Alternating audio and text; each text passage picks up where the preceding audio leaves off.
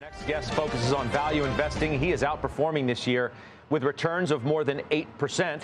Andrew Wellington is the co-founder and CIO of Lyrical Asset Management. He's here with us at Post 9. Welcome back. It's good to see you again. It's good to be back. All right, so you're beating the market as we just gave the number. How have you done that? What's been the key? Well, as you know, we don't trade a lot, so it hasn't been trading. But I think last year we just saw a lot of our stocks sell off too much relative to their fundamentals, and I think we're just benefiting from calmer heads prevailing and those fundamentals beginning to reflect. We saw this start to happen in the fourth quarter last year, and it's just continued nicely into the first quarter of this year. I mean, we've had a good debate to start the show, and I think to start this year, about whether value was going to lead or if, growth was pushing value back to the sideline. How would you assess what you've seen? Well, they're both leading, actually. One of the things we do is we segment the market by valuation. And what we've seen is that the cheapest stocks in the market are outperforming. But the only thing doing better than the cheapest stocks in the market are the very most expensive stocks in the market, the most speculative. That doesn't happen very often, but that same thing happened when we came off the bottom of COVID back in March 2020.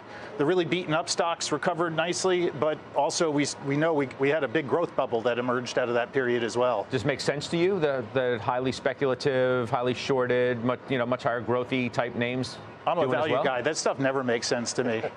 I like to do math, and you can't make the math work. So. But see, what I find so interesting, do you consider Uber a value stock? I mean, you bought it early last year. It jumped out at me right when I saw that. I was like, wow, okay, that's interesting. Yeah, that one comes up in every single client meeting since we added it to the portfolio. Okay, I'm glad I'm consistent. Who kidnapped my value manager? Exactly.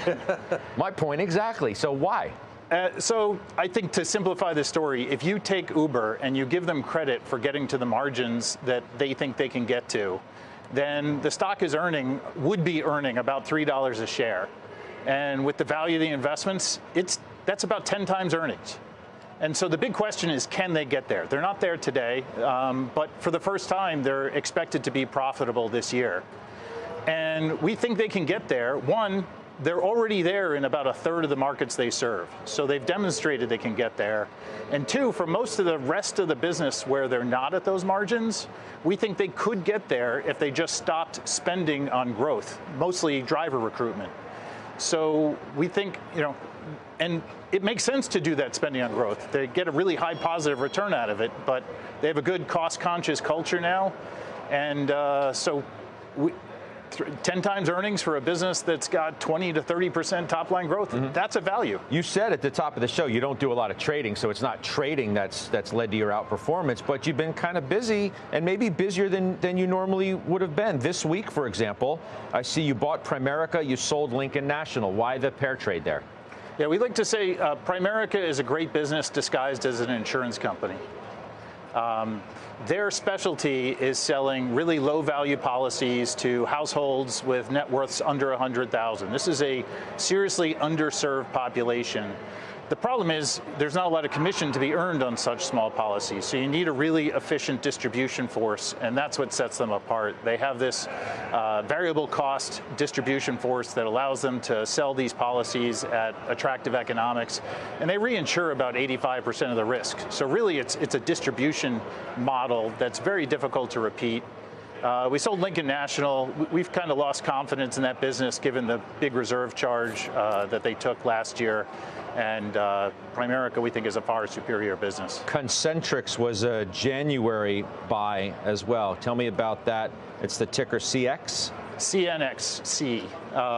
And it's probably not a well-known name by your audience. It only exists as a public company for a couple of years. We owned a company called Synex, which was in IT distribution, and they also had a business process outsourcing business, which they spun out, and that became Concentrix. And again, a really great business, not one that's a household name, but a lot of modern companies are outsourcing a lot of their operations. It's not the key of their strengths.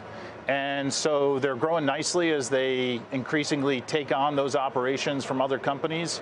A lot of BPO is perceived to be call centers. They play at a much higher level with much higher margins, and it's a far better business than the market's given it credit for. Yeah, I want to for you to weigh in on a discussion that we've had this week, really ever since, I guess it was a few days ago that I interviewed David Einhorn about, I mean, he's as tried and true a value investor as they come, right?